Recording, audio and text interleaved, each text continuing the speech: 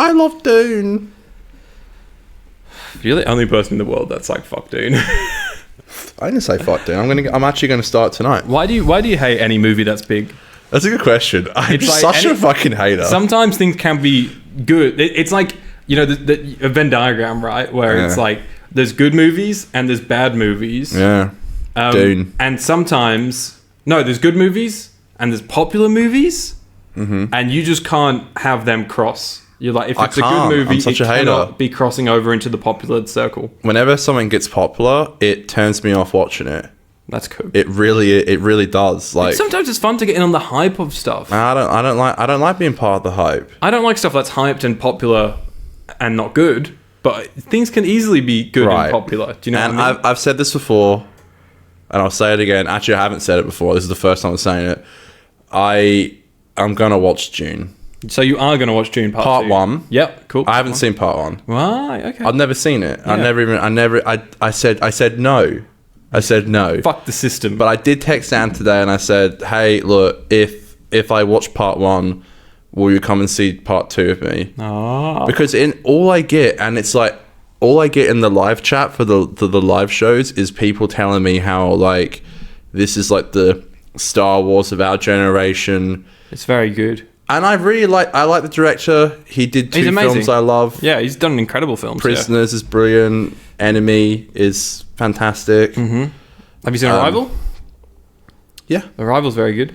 Not a huge fan of Arrival, but Arrival's amazing. I went to a press screening for it. I remember that. It's amazing. We went to a press screening with Mr. Superframe himself. And Blade Runner 2049? I've never seen the Blade Runner movies. Fuck, bro. Blade Runner 2049, this is just silly of me. I think it's visually a thing, but I prefer 2049 over the original. I've heard that.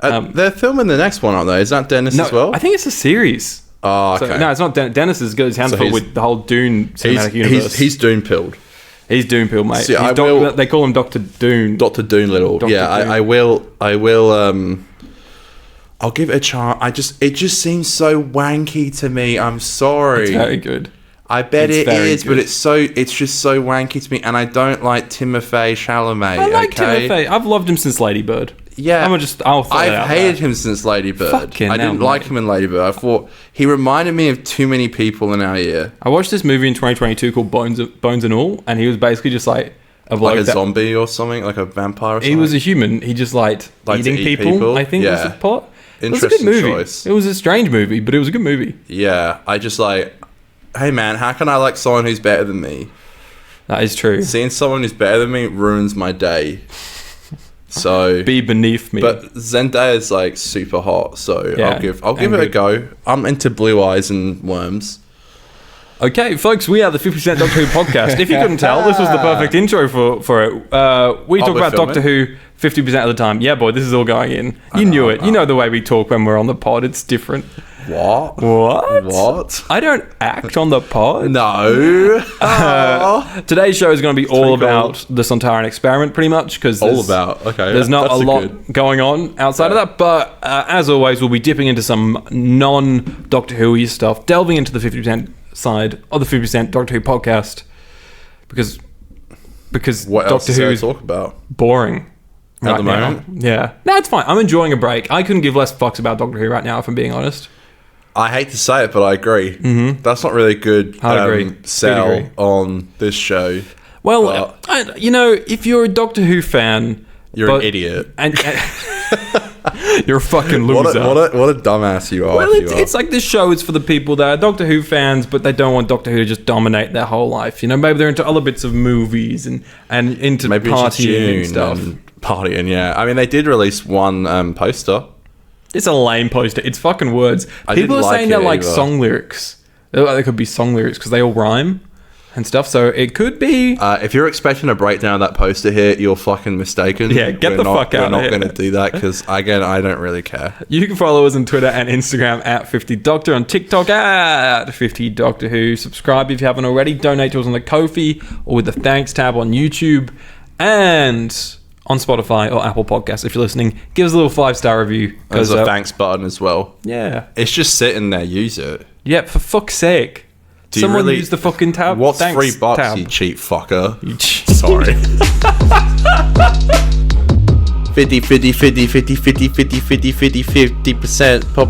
podcast. You need to stop me. That sounded different this week because it's coming through new laptop.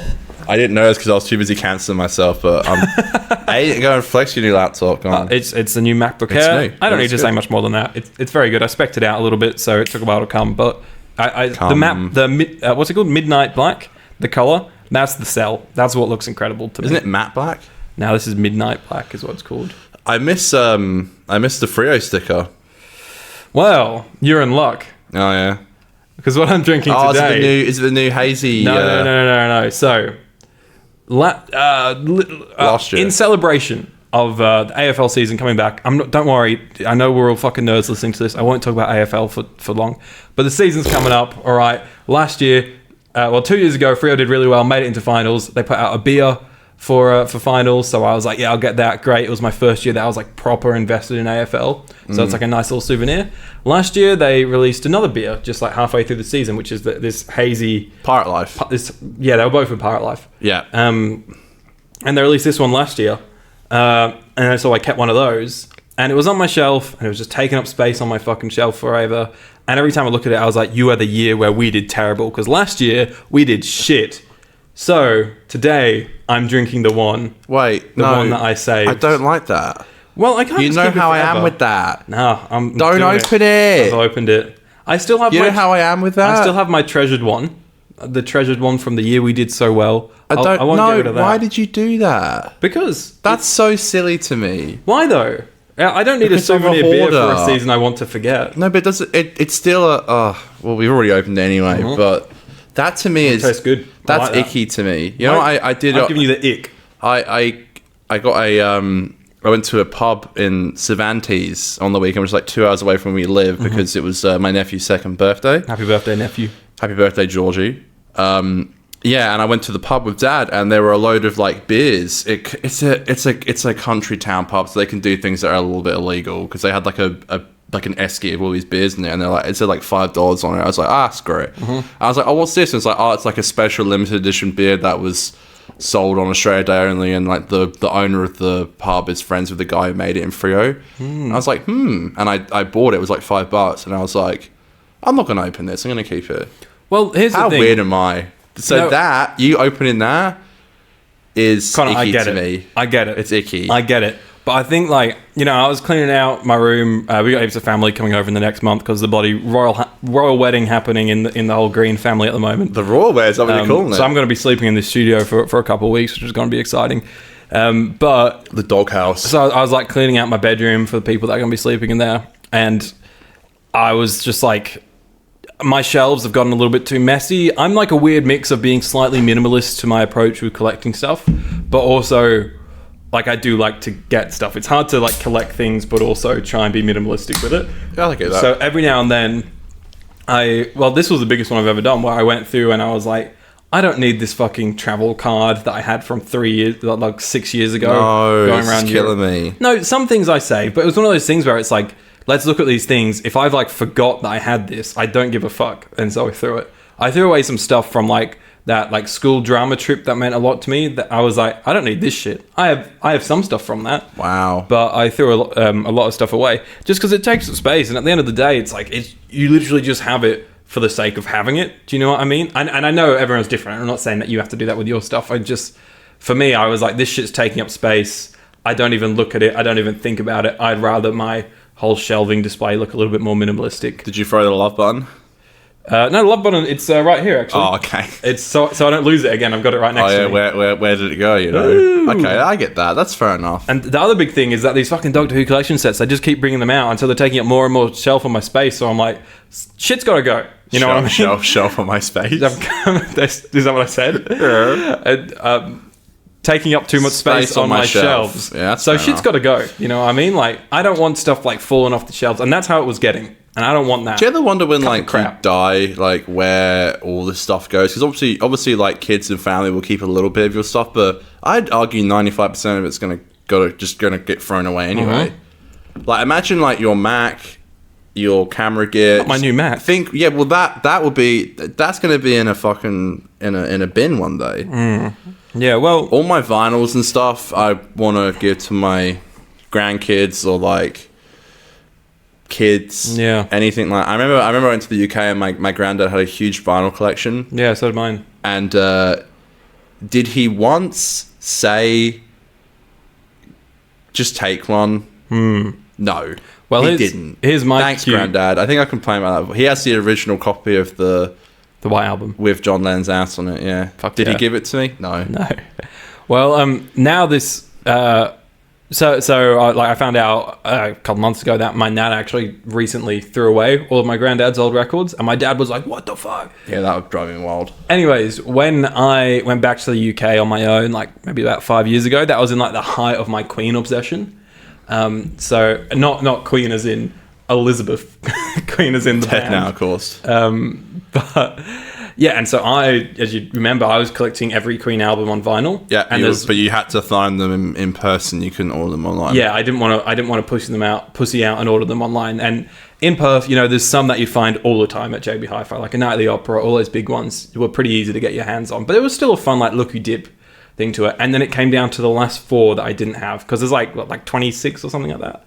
The last 4 that I didn't have and I could not find, and they were like rarer. Like I think 2 of them were like towards the end of their run and weren't that popular. One of them was just a random one in the middle I couldn't find, and then one of them was the Flash album, which I was like, no one's fucking selling the Flash album. Anyways, when I was in Germany, I found 3, not the Flash one, but I found 3, and so bought those and spent so much money on them. Yeah, I was going to say, were they expensive? Yeah, they were expensive, but they were cool, and they were really nice packaged ones as well. Were they second hand or? No, they were new. Wow, fuck. And then I went, I finished going around Europe, and I stayed with some family in the UK for a few weeks. And I went through my nan was like, yeah, you can have a look through your granddad's old records if you like. And so I went through, and the one main Queen album I could find was fucking Flash Gordon. So the other day when my dad was like, no, these records, I was like, well, I've saved one. You got Flash, yeah. And it was the one that completed my Queen collection. So that's a nice little memory for me. That just reminds me of Ted, the TV show. Why? Do they like Flash on that? Yeah, they watch the Flash Gordon TV show. Oh, they do, don't they? Flash. I got that on the Greatest Hits vinyl that I have. Yeah, you have the Greatest Hits one. My favourite Queen album is the Greatest Hits. That drives me crazy. That is a joke. Guys, on today, so we're going to be talking about the Sontaran Experiment. I'm gonna bring up the lighting on the camera in just a second. The 2-part extravaganza. 2 parts. It's the 3rd serial of the 12th season of the British science fiction television series Doctor Who, originally broadcast on the 22nd of February and the 1st of March in 1975. The serial is set on Earth more than 10,000 years in the future, immediately after the events of the Ark in space. In the serial, the Sontaran Field Major Starr performs experiments on humans he trapped there as part of the Sontaran's invasion stratagem. Not the first Sontaran stratagem, then. Well, I mean, it's not, but it's before the one that you're... It's the first, technically. I guess that would have helped if I said that when we were reviewing the Sontaran stratagem. Well, the Sontaran's Sontaran's first appearance is in, I think it's called The Time Warrior or something, which is a John Pertwee story. So, right. And it must be in his last series because Sarah's there. She mentions that she's seen them. Sarah said, right. I can't remember what he's called. It's like Lynx, I think, is the Sontaran from that story. He's like iconic. He's like the first Sontaran ever on Doctor Who. That's who we see in this? No, it's not, but that's who Sarah thinks it is. She's like, Lynx? And he's like, I'm not Lynx, I'm a Sontaran. I'm going to adjust the lighting on the camera now, but whilst I do that, can you just tell me, what were you feeling going into this? Because you'd never seen this before. No, I have. I've never seen any classic before. What were you thinking on the way into watching the Sontaran Experiment? What were your expectations and hopes? Happily excited to go back into classic era Who. Just because I've had an enjoyable experience the last couple episodes with watching classic Who. And I'll say this, the idea that it was 2 parts it was super appealing. Yeah. Is this the only time they do that? No, there's a few here or there. Okay, I like that. Yeah. I like that. It was certainly a good change of pace, and it was nice to see what they could do with just 2 parts rather than 4 or 6 or 8. or 14. We got a 6-parter in a fortnight to do with Genesis of the Daleks. With Genesis, yeah, I know that's coming up next, which I'm excited for. But yeah, I was much more excited to go into it. I think I'm enjoying this series more than I certainly thought I would. Before everyone outs at Conor in the comments, he is a humble man. Season. He doesn't know the terminology. Excuse me. Season 12.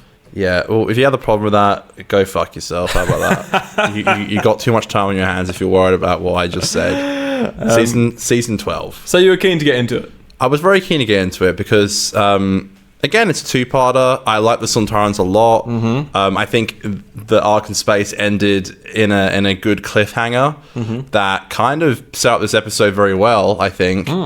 And I've certainly been enjoying just seeing... I think it's quite fascinating to see Tom in his first couple of episodes, first season. That's always interesting to see a Doctor do their first season. So, yeah, and again, the Sontarans are certainly an interesting villain that I've always loved and loved their stories. I was kind of going into it for some reason thinking that it was going to be like the War of the Sontarans from the Flux. And I think to an extent it certainly has that kind of like, damp, hilly... Yeah, lots of green kind fields. Of vibe, which I don't know. I don't know if that was a reference in Flux. Maybe a little nod. I don't know. Yeah. Maybe. I kind of got that vibe. Maybe like subconsciously that's how like Chibs pictured the war. Like we know he takes inspiration and the Sontarans certainly look... that beautiful design. It's fuck the blue Sontarans. 100%. You can't deny it. The ones in Flux look, despite if you like it or not, that storyline, like the Sontarans in Flux look so much better. And they're like chocolate, which is relatable. That is ridiculous. Chocolate. I watched it on the Blu-ray. Yeah. So like I said, notoriously these Blu-ray sets, I think the first episode, part 1, the audio is really tinny. You could get a replacement disc, but that stuff wasn't available in Australia.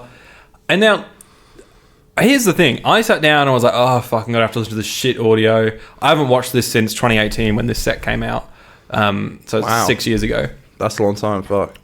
So I was like, it's going to be shit, isn't it? Like, and I started listening to it. And I was like, oh, yeah. Like, it doesn't sound great, but it almost sounds like... It sounds like it came out in 1975 and hadn't been remastered. Do you know what I mean? Right. Like the dialogue and everything in all the other stories on the Blu-ray set sounds incredible for the time, and this one just sounded like you were maybe just listening to just a slightly worse audio track. Like it wasn't that terrible. And the thing is that because when I put on part 2 where the sound is normal again, I was like, I actually can't tell the fucking difference. Like I really couldn't. It takes a certain ear to figure that out. Yeah. It's weird because I'm in sound post on the moment for my new movie. So it's one of those things where I think I said this about editing. When I'm actually working on that specific component of a film, I start to notice those elements in films when they're done wrong. But then if I've not done any sound work in like 6 months or something, I like forget and don't even notice that shit anymore. So it's like, I would have thought I would have had a better ear for it, but it was fine. Well, it's like sometimes when you say the same word over and over again, and it starts to sound like that word doesn't even exist. Like it sounds like you're saying it wrong. Yeah, it's like, but you're saying it right, and it's like you can't. Sometimes your ears can deceive you, even if you don't. I was writing the word "I" the other day, like EYE, and was like, why does this not look right?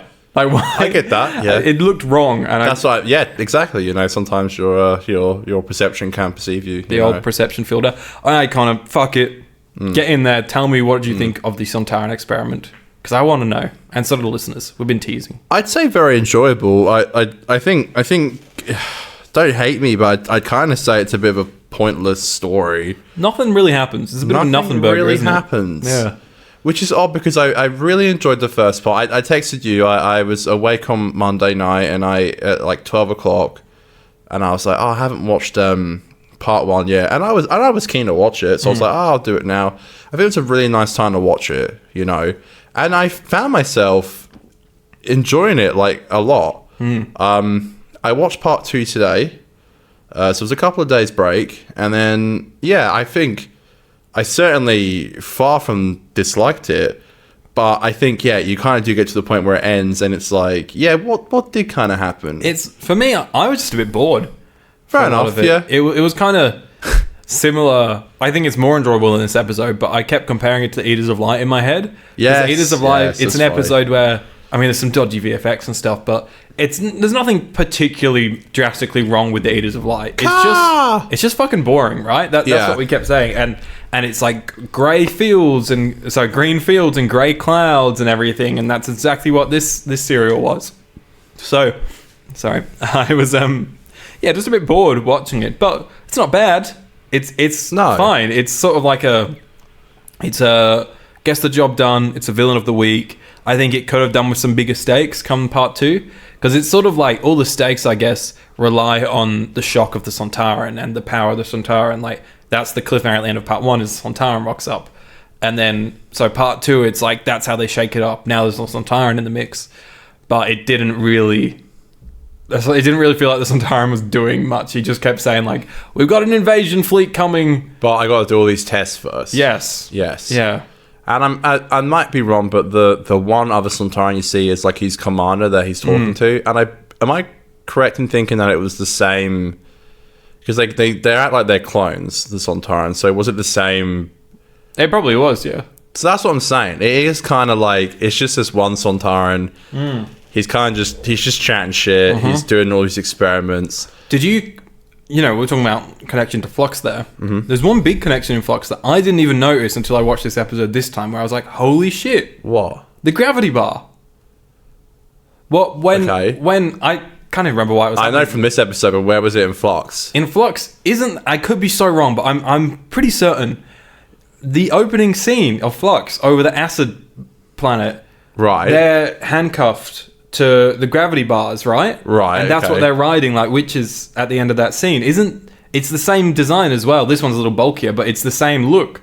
Right, when the Doctor and Yaz are hovering over the acid and the Carbonista goes like, right, the floaty bars that they're on, though, I think that's the same thing. I think it's the gravity bar. The only connection to New Who I got was the 500-year-old diary.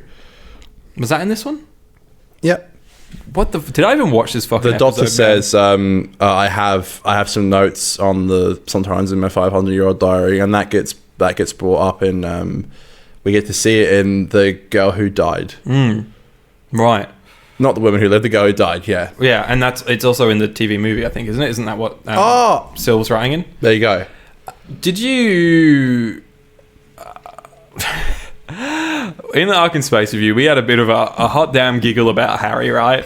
Misogynist Harry is what we like to call him. Come on, old girl. So misogynist Harry... Old girl. He was walking around the spaceship in Ark in Space, doing a lot of talking and a lot of walking, but not doing a lot of just anything useful. I sort of felt like he was the same in this episode. He had like one thing to do at one point when... Oh no, all he does really is accidentally kill the Sontaran. Like, that's how the episode ends, is he just like accidentally takes some... Oh, the doc tells him to take... The Sontaran, this is like a deflating balloon. Yeah. Kind of cool. And then the episode ends in like 20 seconds after that. It really does. That is insane. Yeah. Look, I think Harry was definitely more well utilized in this episode. He was, but still, there was a lot of him just like watching stuff. Do you know what I mean? That's my thing. It's misogynist Harry. That's his fucking name, Conor. It's not Harry. Misogynist Harry. Come on, old girl. Yeah, he kind of doesn't have anything to do. I mean, he falls down into this like rock cave. And I definitely will say I think he has more to do than he did in Ark in Space. But a lot more than in Robot. Well, exactly. I'm like, I keep forgetting he's a doctor. Companion. Oh, right. So I was like, what are you on about? What the fuck are you doing? Give me a doctor. Sorry, he's the unit doctor. What about Martha Jones, you fuck? It's like the whole Yaz copper thing, right? Where you always forget Yaz is a copper because I don't think it's very well utilized. Like, you do see him trying to like aid one of the Earth descendants or whatever. Speaking of the Earth descendants, I think this is a really... I kind of look at this, and I don't know how... I'm assuming a teleportation to fucking Skaro and Genesis. I don't know. You'll be surprised. But I'll be surprised, and I'm excited to see. But I do like how this episode did connect to Ark. Because they're talking about the Conor and stuff. Yeah, it's really quite connected, isn't it? Yeah. This does feel like almost like an epilogue. Yeah. And it's 2 parts, a bit of an epilogue. Yeah. It's nothing serious. It's no high stakes. It's kind of like a run-of-the-mill episode where, like, it's easy viewing. It's not too complex. Yeah, it's fine. It's simple. And I think that's kind of enjoyable about it. Even though nothing really happens and it's like, it's kind of forgettable. I think I'll remember it in that sense. Yeah. But all the like the people on Earth, it's like, it's interesting. It's kind of funky. I kept getting confused as to who was who with the people on Earth because they were all like the same. Yeah, they're all just like hairy. They all look quite similar. Men, you know? I like the reference that the arc that they just came from in the arc in space, how it's a myth to people. Like, they don't believe it's real because it's been missing for like, 5,000 years like, or whatever. Poppycock. That ain't no arc. In space. Yeah, so the human characters I thought were like... I didn't really give a shit about them in this one, I'll be honest. Who are they? One died, I didn't really even notice. That's just classic Doctor Who, isn't it? Just it's like classic Who. Those characters you just give so little shits about. I do like how they materialize from the art, though. It's fun. It's fun. And again, at the shaking end, up a little bit. Yeah. And then Tom like comes back for a quick You never bit. know how it's gonna go. That's kind of how it goes. Yeah. Can I make an interesting comment? Yeah, man. Make it. I thought that I never had this before, but I thought I actually was watching this. I was like, damn, this is kind of a baddie. Oh shit. Yeah. I was like, She a baddie. Bit of a baddie, you know. This is I was cool. like, I like a little yellow jacket. That's cool. It's great. I love how you said Nike Spatial. Like, it's almost if they knew the Earth would be a little bit drizzly. They just happened to dress into their costumes ready for this environment. You know? So, yeah, again, the whole idea is that this Sontaran has been sent to Earth to complete all these experiments. He's under the clock. He's getting told off by his boss. TikTok motherfucker. He's like, hurry the fuck up. Yeah. Idiot, loser, Dissect dumbass. these motherfuckers. And he's getting through them all. He's running out of humans. It's a fine use of the Sontarans, I guess. Like, it's kind of fine. Could be any monster ever. It could be. And I think that's also, I guess that's a bit disappointing because I do love to see that. I've only seen 2 doctors for Classic Who for Sontarans, I believe. Yes. Yeah. So I was very excited to see them again. I found it interesting, I suppose, that he found Sarah more interesting because she's a woman, a female, and they've just been doing all these experiments on the men. It's like it's kind of dark and twisted, but it's like every Doctor Who nerd that was watching the Sontaran Experiment, they were like, "Oh, a woman, female, interesting." Isn't that what I just said? Technically, yeah, you are. I did. Your takeaway from this episode was, "Wow, Sarah's a baddie." Sarah's a baddie, you know. Sarah, as Tom Baker says, Sarah. So, I guess let's just slightly walk through the plot. So they land on Earth, right? And then there's this motherfucking robot. We got to talk about the robot. The robot that's like going, boop, boop, and it's got these claws. It claws them and takes them to the Sontaran. Yeah. And so this robot has been going out capturing humans, and it takes them to the Sontaran, so the Sontaran can do the experiments. Yeah. Kind of handy in a way. It's a good robot. He's got lots of kind of clawy. Lots of claws, yeah. Yeah, I thought it was funny when you like see the claws like come out and wrap around the. I like how they like de-ascend, like. Yeah. De-ascend, is that a word I just came up with? Descended. Yeah. They suck back in. Yeah, it's cool. Yeah, it's cool. I like it. There's actually not much plot to talk about. Well, that happens, and then like they split up and. Sarah and Harry go off for a little bit of a wobbly yonder. Misogynistic Harry. Is that a bit you made in Ark in Space? Or am I missing it here? I think I called him Misogynist Harry once, and then when I was editing it, I was like, I think whenever I call Harry, just as an inside joke, I'm just going to call him Misogynist Sorry, Harry. I'm mistaken that for the Gareth Roberts. Oh yeah, so now I'm mistaken that we've got 2 inside sayings now. We've got Misogynist Harry and we've got Gareth Roberts. If anything, it's like season 12. It's quite connected loosely. This podcast, is that what you're talking about? Season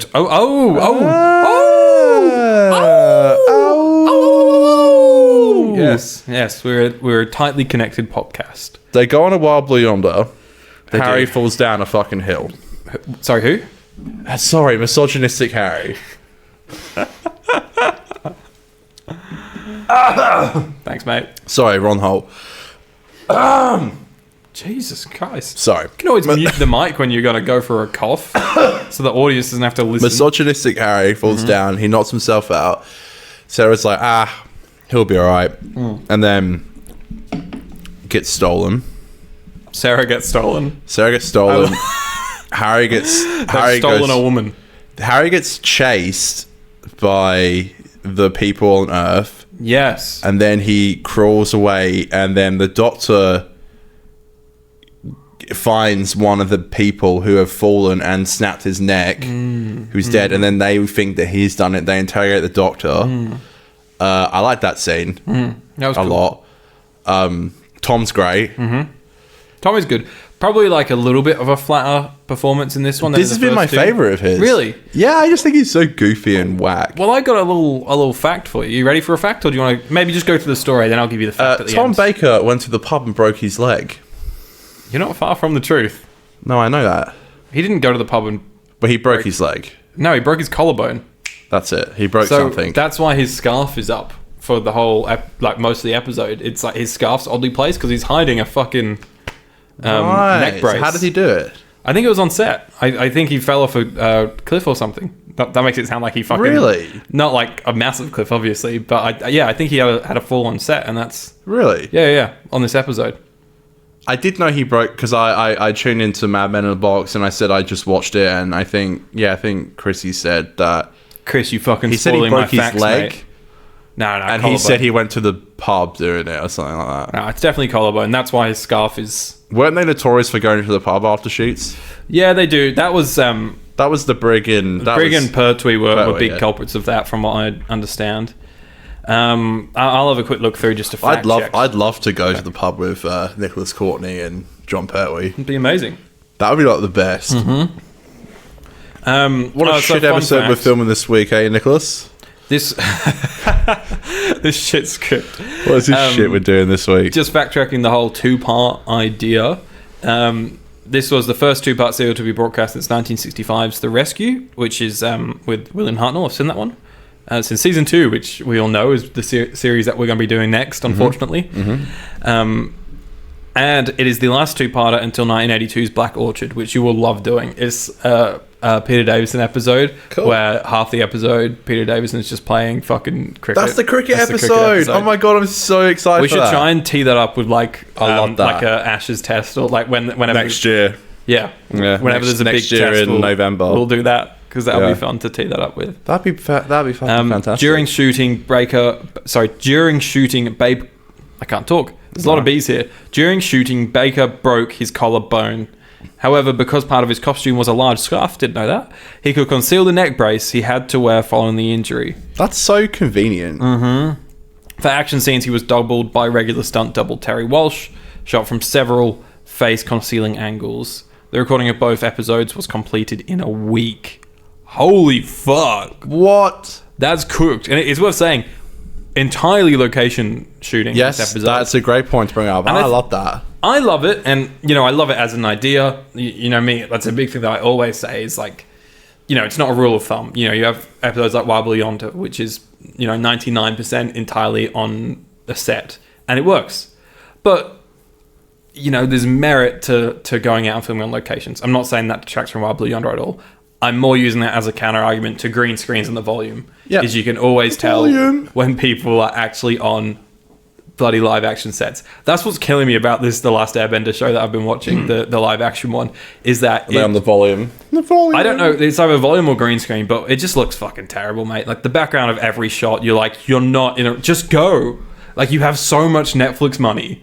Just go to a fucking location. And I know it's hard, and I know it sucks, and I know it costs money.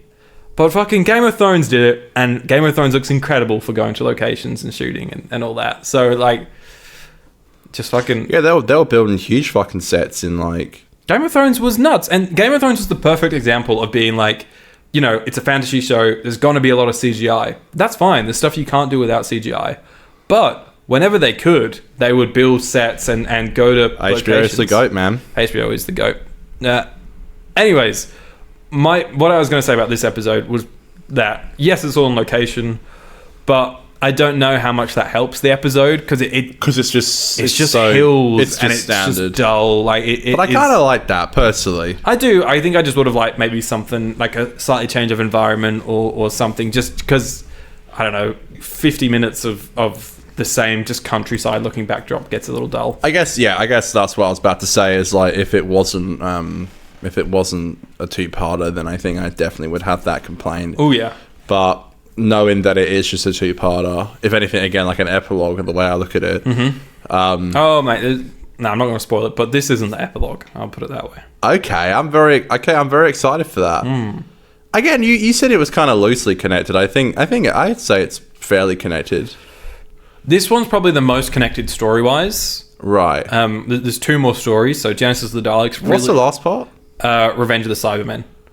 So this is a cool series. We get Dalek and Cybermen story. We get Dalek, Cybermen, Sontarans all in one season. Like, it's a really... That is fucking sick. Really, like, cool season. And was this sense. The first set? The first Blu-ray set, yeah. And I think it was the perfect choice for one. Tom Baker's first season, like Elizabeth Sladen as companion, Genesis of the Daleks being in it, and then you have Cybermen, Daleks, Sontarans. What a way to introduce in misogynist Harry Sullivan. Misogynist Harry Sullivan. Ark in Space is obviously a fan favourite. There's a lot going on in this serial. Yeah, so you've got Genesis, which really isn't that connected to what came before. Something obviously at the start happens to follow up from where this cliffhanger lays off, but the story doesn't really connect. Literally probably just them teleporting into Skyrim. Not quite. It's a bit different than that. Okay. And then Revenge of the Cybermen, it uses a lot of familiar things from Ark in Space. But the setting, the story doesn't really connect. The setting. Well, I already sort of told you that a few weeks ago by accident. Even if he didn't, I feel like I would have got it from that. Yeah, well, and also this is classic Doctor Who, man. Wherever they can save a quick like a reuse set, and they're fucking rubbing their hands together, going like, we can write a line to explain it. They attack the Ark. That's it. That's it, man. That's it. Now, I actually can't remember. How dare the Cybermen attack the Ark? It's an Ark in space, and they attacked it. They want the Ark, I guess. I really don't remember that story. They got the Ark. They got him. I think Revenge of the Cybermen's a bit of a dud story, but it's like the one that everyone looks to season 12 and they go, season 12's great. Oh, and it has Revenge of the Cybermen. Wouldn't they say that about Robot? No, I think Robot it's not a fan favorite, but I hear people love it. I don't think Robot has its haters, you know? Like I think, certainly not. I think people really like it. I really like Robot. I think it's loads of fun. It's like a bit basic bitch in a few places, but it is a bit basic bitch. But it's like fun for first Doctor adventure. It's no 11th hour. It's no 11th hour, mate. Sorry for comparing a 1970s episode to a 2000 Well, it's only gonna get worse, mate, because 13? Put a poll out on Twitter. So I sort of picked 4 seasons because... And these seasons were based on collection sets. A, because they're more accessible for you guys to be watching. And B, true. Because they are on Blu-ray. And I don't like jumping around and, VPNing to iPlayer for these classic stories. Not that there's anything wrong with that. That's what I do. But yeah, there's literally nothing wrong with that. But I like getting these Blu-ray sets and watching them for the first time on the Blu-ray set. That's fair. So the options that I put up there were season 2 for Hartnell, season 10 for Pertwee, and then season 19 for Davison and 24 for McCoy. And our audience hates us. For a while, Pertwee was in front for about half a day, and I was like, fucking let's go, season 10, good season. We've done a lot of Pertwee, though.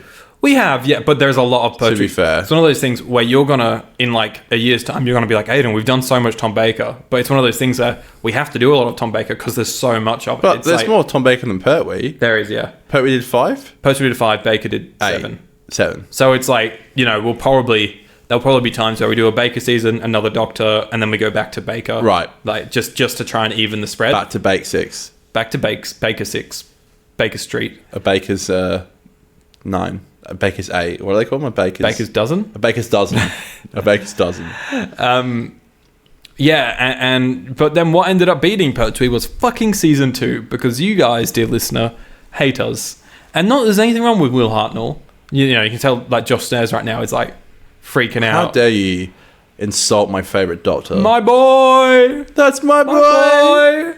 That's my boy! But 62, it's a lot. Oh my god. And it's and you know what made this shit worse is I thought season 2 that's got one incomplete story in there with like a couple of missing episodes in there. So I thought surely we don't have to do that one because I watched it and I watched the reconstructions which are basically just still photos. How am I going to find that? I don't know if they're on iPlayer or not. I don't think they are. Exactly. I don't think so. I can't. Oh no. So, oh no. I guess we'll have to skip that. But then I put a poll out on Twitter and was like, do you guys want us to watch the recons? And a fucking incredible amount of people said yes. Okay, look. Sorry, I normally love our audience, but what the fuck are you doing? Why? Like, do you actually want us to do that? Because if they do, I'll do it. Like, if the people tune in, well, we've got to do it eventually, anyway. So that's true. But for the second time that we're trying out this, and I'm not saying we shouldn't do it. I think we should do it. For the second time we're doing this new thing where we're reviewing a whole season. Yeah, I'm probably going to get annoyed with how we're reacting to it. Just saying. I think it's 8 or 9 stories season 2 is. You're fucking with me. And that's like, at least it'll be over in like 4 months. That's what I'm saying. So that's 18 weeks because we do it once every 2 weeks. Yes. So that's 18 weeks. Yeah. 4, 8, 12, 16. Yeah, you're right. That's like 4 months of one season. 4.5. But at the end of it, we would have watched some iconic Doctor Who. There's some iconic stories in there. Oh, great. Like what? Like what? The Dark Invasion of Earth. Okay, that is okay. The Chase. Like, okay. Have you heard of The Chase before? I have. Yeah. Okay, these are iconic. And I'm dreading watching it, but I can't wait to do the episode. The fucking Web Planet. I'm keen with Web Planet. That's with the Yeti? No. Oh, fuck. This is the one that I said is my least favorite Doctor Who story of all time. What the? No. There's a lot of sound. So you've got season 2 on Blu-ray, yeah. You only watched that last year. Yeah. So you have to rewatch it again. Yes, I fucking will. Wow, what Aiden does for this show. You guys fucking hate us, and it shows. In the net. Any last thoughts on the Sontaran Experiment, Connor? No. That's good. There's not a lot. I don't know. I mean, this is certainly a fun episode that I enjoyed watching, and I do fucking respect the hell out of a 2-parter. Mm-hmm. It's interesting how it's a 2-parter, but it's like a standard one episode of Doctor Who and New Who. In series Who, not season Who. I think it's a shame how fast this one wraps up, isn't it? Because it is shockingly fast. I was checking at lunch today. I was like, oh, how much? I'm like, oh, I'm sure it's never like 5-7 minutes. It was like 2 minutes. And I was like, what? Wraps up in like 30 seconds. And the whole way through the first episode, all I could think was like, it's only 2-parters. The Sontarans better rock up fucking sometime soon. That's another thing. That's so true. I'd forgotten how little they were in it. I'd forgotten it was only one Sontaran. I knew it wasn't an invasion fleet or anything, but I thought there was like 2 or 3 of them. It did kind of feel like they were just using the suit because they had it, and yeah, it's an easy, big budget saving episode. This one. Exactly. It's an easy budget. They're like, we got Davril's returning next week for 6 parts. We have to save our budget for that. That's right. So, seeing as there is not an awful lot of stuff to talk about in the whole Doctor Who sphere at the moment, what we thought we'd do is jump back to the old fan favorite monthly segment where we talk about the things that we've watched or read or enjoyed. Maybe it was an experience. I don't know. But we'll quickly rattle through some movies and stuff. This was originally called What the Boys Watched. Mm-hmm. And then it changed to the other 50. And then we didn't do it for like 4 or 5 months during the 60th months. And then when we did it in January, we called it What the Boys Watched again. So I think we go back to calling it the other 50. The other 50%. Our usual sting for this, though, is riddled with copyright stuff, which is my own fault. Causing us demonetization. So instead, I'm going to bring back a sting that I used many years ago for a gag and haven't used it again. It's time for Fingers on Lips. Feeling guilty, are we? Fingers on lips! I don't know, man. Yeah, I do remember you. That was for the Lodger or something. You brought that in? I can't remember. It got on Dan's Roadcaster. Oh, did it? He brought it in because he had to bring in all the stings. Yeah, right. And he added that. Which goes on for like 30 seconds. We don't need the full 30 seconds of the Fingers on Lips thing. It's like, why did you leave it that long? Did you not cut it? No, I didn't. I think I downloaded a 30-second clip. I see. Do we now, going forward, is that our new sting for this? Because it's like Fingers on Lips. Like, let's time for you to listen to us. I love that scene. I'm more than happy for that. You've got my stamp of approval. All right, so this new segment has been rebranded for a 3rd time. As Fingers on Lips. Fingers on Lips. Feeling guilty, are we? Fingers on Lips. I do love the feeling guilty. You want me to at keep the that start. in? That is. I was going to say I'll cut it out. Feeling guilty, are we? Definitely keep that. Okay, we'll keep that. That's fucking hilarious. We'll keep that in. All right, guys. Welcome to Fingers on Lips. So we talk about the other 50% of things that we've done that aren't related to Doctor Who because we're not that much of a fucking nerd. Connor, True. are we talking movies and TV shows? Is that sort of our main angle today? Sure. I mean, experiences I've had. Yeah, you got any lovely experiences? I'm very excited to see Eric Andre next week. Oh, he's in town, is he? Oh, you know Eric Andre. Remember I sent you the Charles Gambino? Every time you mention Eric Andre, I'm like, oh yeah. You go, wait, you know him? I'm like, yes. So you know him from what I showed you? I know him. That was the most I've watched of him. Like, I've never sat down and watched like a full thing. I'm keen. I bet. I might put my hand up to dance on Ranch on the stage. Quite frankly. You want to dance on the stage? No, down Ranch. What the fuck? You don't know the ranch stuff? Legalized ranch? You know ranch sauce? What have you experienced so far? This year? Yeah. Well, in February. February. Like, talk movies, TVs, whatever you like. I've been watching the cricket. The cricket? The fourth test starts tomorrow. Great. It's 2-1. 2 to India, that's 1 nice. To England. They played horrendously in the third test. So if they don't win the next two, they're out. And do I think they're going to win it? Absolutely not. But I think it will make an interesting fourth test. They're just not playing very well at the moment. I think it's a shame. They got a lot of great players who aren't playing well, and a lot of players you would not expect to do well. Like Ben Duckett got like a century and a half. They should be watching insane. Black Orchid. What's that?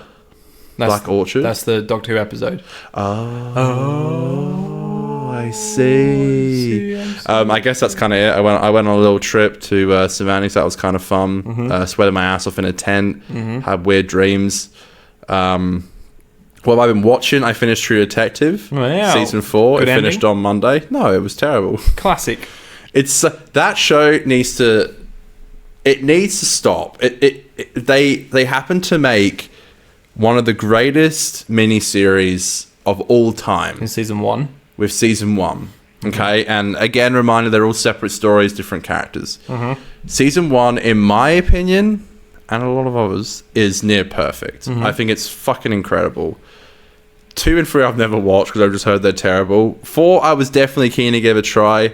I hated it, obviously, because it's 2 women leads and I'm a sexist. That's a joke.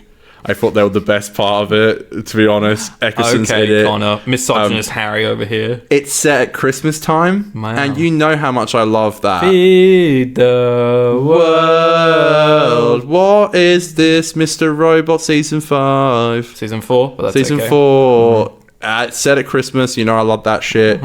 Beautiful set in Alaska.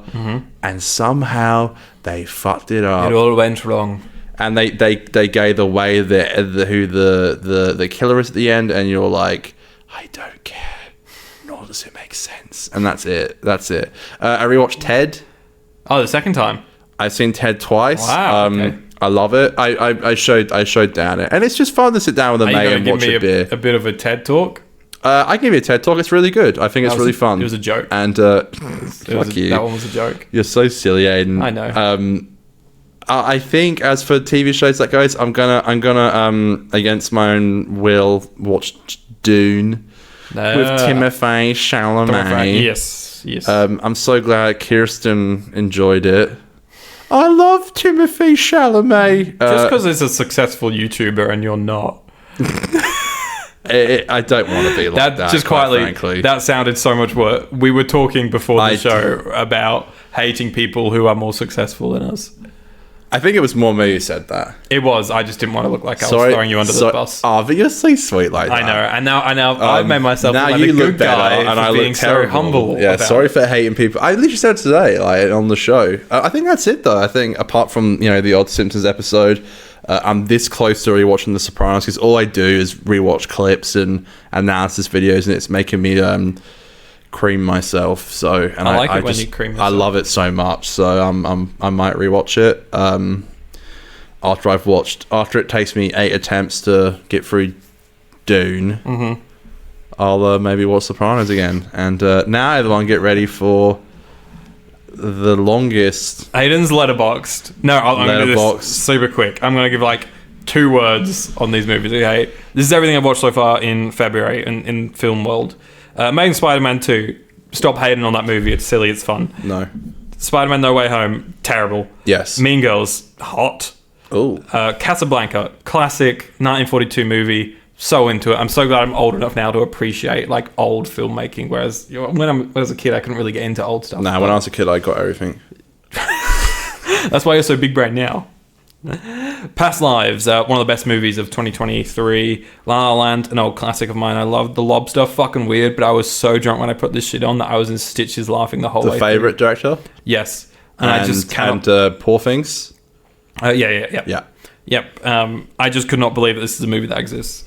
Then I rewatched Marriage Story because you all know I love Marriage Story. Rewatched Trainspotting because I got the new Criterion Collection 4K, that's fucking sick. Which is really nice. Then I watched Madam Web, which is, one of the movies that exists. Do you just go just because it would be a meme? I had a Monday morning off and I just thought, it's a 10 a.m. session of Madam Web. Was there anyone in there?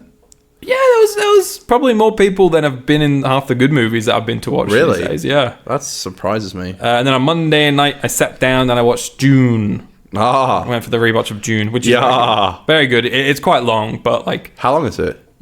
I was surprised. It's 2 hours, 2.5, like just over 2.5, which isn't that bad in the scheme of... It sounds so wanky. It's very good. We need long dialogue scenes that are boring. All right, let's go Marvel and just have silly action. You think I like Marvel movies? I think so, by the sound of that fucking statement. I fucking love Better Call Saul.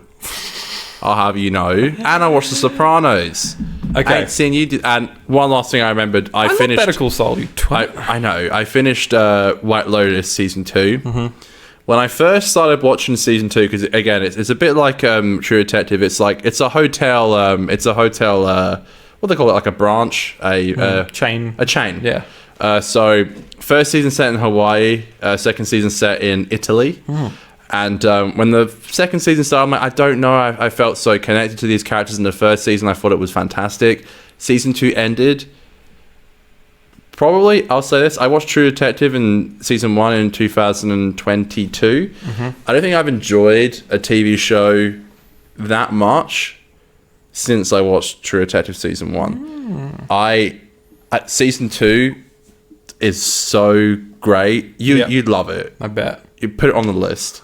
So it reminded me of Ted Lasso in the sense where like you get into it so easily, you slip into it like a cheap pair of slippers, as Chuck McGill would say. It's the most bingeable show ever, and season 2 topped itself. It's so fucking brilliant. I loved it. I couldn't stop talking about it for a week. Speaking of topping itself, I've been rewatching BoJack Horseman. Yeah, I had that thing that I wanted to do. That I had the same thought. Yeah, what I started it on Monday and I finished season 1 today. And that's quick for me because I'm pretty slow with TV shows. I don't really binge watch. But Herb Kazaz, he is a character in it. Stanley Tucci, the Tooch, my boy, the Toochinator. I've definitely, because I've only watched the final season once. And yes, I didn't like the ending, and I think now if I rewatched it, I really would. Yeah, I think it's one of those things where you have a lot of expectations and the ending. Yeah, well, they split the season in 2 parts. Yeah, I've watched all... Yeah, I've only seen the final season once, I think, as well. But I rewatched it just before the final season, I think. I also think it came out in a weird time in my life where... I don't know. I think I just wasn't maybe in the right spot to watch the final season. I tried to stay away from rewatching shows because, like, I do like to delve into new stuff. It is easy to do it because you have that connection with it. I feel like you rewatch a lot. Well, look, stuff like The Simpsons I can let slide because that's an easy background viewing. Sometimes for really good episodes, I will sit down and actually enjoy them. But a lot of the time when I'm watching like Simpsons or something, I'm on like eating dinner like on my phone or something. But yeah, I have rewatched the UK Office like 20 times. I have rewatched BoJack a few times, not the full thing. I do tend to rewatch stuff. So, but I don't like doing it. I do want to dive into new things. I do want to experience the wickedly talented Timothée Chalamet in Dune, which I'm sure I'm going to love. I used to rewatch a lot more stuff. Friends. When I was younger. Now I don't like TV, and I say that after just saying I'm rewatching BoJack, but BoJack's the first show, obviously, other than Doctor Who, that I've sort of been you put on In-Betweeners episode the other day. One episode of the In-Betweeners. Can I guess which episode it was? It was the first episode. Fuck. That's not what I was going to guess. But every now and then I go through phases where I want to rewatch the movies that mean the most to me. Hence why this month in my movies that I watched, there's Trainspotting, Marriage Story, La La Land. They're some of my favorite movies. So, bro, can you get more like Hollywood like brained than I love La La Land? Give me a break. No. But like a lot of my movies, it's more than that connects it. A lot of my movies have like a form of art in them. Like, I'm not saying they are art. I mean, they are, but like, everything's art, man. There you go. But like, peace and love. The characters in them are inherently creative, and also there's like a love story thread. I'm a stage director, and I could have fucked anyone, but I loved you. Oh, Adam Driver. He's a goat, though. What's my favorite movie of all time? Is it Toy Story? What? No. I love Toy Story, but it's not my favorite movie. Okay. Are you for real? All right, hold on. Your favorite movie of all time is Marriage Story. No, it's not. La La Land. Nah, for years, in my teens, it was Jurassic Park. In my sort of early 20s, it was Whiplash. Like my late teens to early 20s was Whiplash. Now I don't think I could pin one, like, because you just come, like, I could give you a list of my top 10 movies of all time, but every day it changes. Like, a lot of the time, mine never changes. After Sun is one of my favorite movies of all time. That's true. Or like I have a lot of my favorite movies of all time, but now I just think it depends on the mood you're in. Mine never changes and never will change. Can I have a hint at what yours is? I'm shocked you don't know I'm sure I know it, but what you know give my favourite movie. Is it fucking Spider-Man? No, you know it. I don't stop talking about it. It's my favourite. The Simpsons movie. I watched it in 2020. Oh, yeah, I mean... Oh, wait. Oh, The Lighthouse. Yes. Right, of course. That's my favourite movie of all time. Yeah. That's such an original pick as well. I'm so proud of myself for that. That's such like a... you were talking about me about, like, look at these Hollywood movies. You got the most, like... That's not Hollywood. No, you got the most, like, wanky, Oscar baity experimental movie. I love The Lighthouse. It was not Oscar bait. It got nominated for one category in the Oscars. Same with After Sun. Yeah, well... Great. I mean, I want to watch After Sun too. I care about what you watch. I want to watch stuff that you watch. Do you want to give the Sontaran Experiment a rating out of 10, Con? It gets a good 7. A good 7? Yeah, I think that's fair. I think that's kind. I'm going to give it a 6 because I just think it's a little bit of a lull for me. You know. I'll praise any Classic Who episode that gives me a 2-parter. Yeah, just less to watch. The less Classic Who, the better. No, it's like it can be a lot. Okay, fair. So a 6 and a 7. Guys, this has been episode 209 of the podcast. Get ready for the 237th Spectacular. Can't wait for that. Coming in something episodes. Next week, episode 210 of the podcast, we're going to be going back to the Sarah Jane Adventures. Yay! You're joking. Has it already been a month? It's been a month. The first episode we do of the month is a Sarah Jane episode all the time. So we're going to be looking at Eye of the Gorgon. So if you haven't watched it or you want to rewatch it, get onto iPlayer or whip out the old box set, however you watch it, and get that ready for next Monday for Eye of the Gorgon, baby. Okay, time is moving quicker. My time is running out. It doesn't make sense. How are we already been through this month? It went well because we've done our 2 classic reviews of the month, which is Ark in Space and this, and then last week we did our ranking of the month, which was Series 6. I know this month's the most shortest month, but it's an extra day this year. Yeah. Leap year. Crazy shit. All right, guys, thank you very much for watching. Follow us on Twitter and Instagram. God bless you all. At 50doctor. No arguments this week, so that's always good. Make sure you subscribe if you haven't already. It'll never happen again, Aiden. Never, ever, until... It took about 4 years for one to happen, so maybe in another 4 years. I would call it a heated debate. I wouldn't call it an argument. I would call it domestic violence. It's Aiden. Are you Sylvia right now? And Connor's podcast. We're doing Doctor Who reviews. Doing Doctor Who reviews. I love how after 4 years you say we're doing and I say they're doing. And we still fuck up the lyrics. But why do you say there? Because but I guess we are talking I know why I say there, because we're talking in third person anyways, because we say it's Aiden and Connor's podcast, as in it's like is not mine and your. Let's just say, and I'm not going to say because I think we mentioned it earlier on, like early reviews, but we ripped it off from another podcast. Why can't you say it? Because I want it to be like a mystery, and maybe one day someone will find it. It's Couples Therapy by Casey Neistat. Can you imagine if we met Casey one day? We're like, bro, for the last like years, we've been singing your song for the last 4 years every week. That was your amazing. I do have some great ideas. You randomly pulled that out your ass, and I think that's one of the best things. Everyone loves that. I've been the musical. I've got the 50-50-50 guider. Yeah. You've got the outro, and I've made the tunes as well. Some of the tunes. Some of them are didn't say that they skip the outro. Not anymore. Now they said they skip through. You wouldn't want to miss this gold at the end of the episode. It's like the end credit scene. It is the end credit scene. Well, goodbye. But, you know, like what? No, you can keep going. Well, I was just going to say that, you know, a lot of talk about the music and the sounds that we make for this pod. Episode 500 of the pod. It's going to be the musical episode of the podcast. I've got a great rap prepared. You heard it here first. Episode 500, hand on my heart. We will have at least 5 songs. 290. I don't know, man. I put it as far away as possible, just in case. We'll definitely get there. Do you reckon we're going to make 500 of these motherfuckers? I think so. We've got to do more than double of what we've already done. Exactly, so we'll get there. We will be like almost 30. We might have kids. Oh, God. You never know. And on that note, Aiden Jr. will be running I think AJ and CJ. It's time for the outro.